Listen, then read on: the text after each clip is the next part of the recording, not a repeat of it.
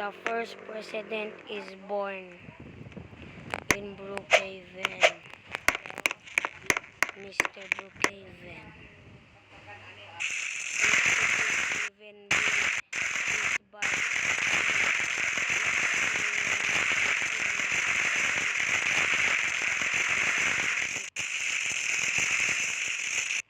the second, the third war.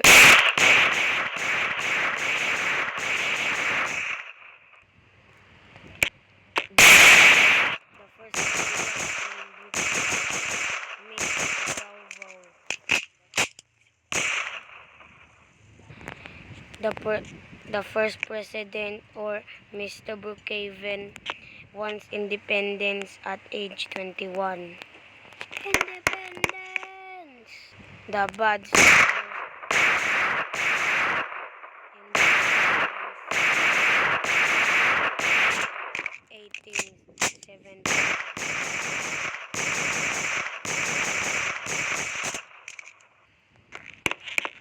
The bad soldiers are dead in 1872 of the soldiers in Brookhaven. Brookhaven said that to the engineer to build a school. The first school in Brookhaven. Mr. Brookhaven got assassinated because he just walked in the city. Boom! In age 45.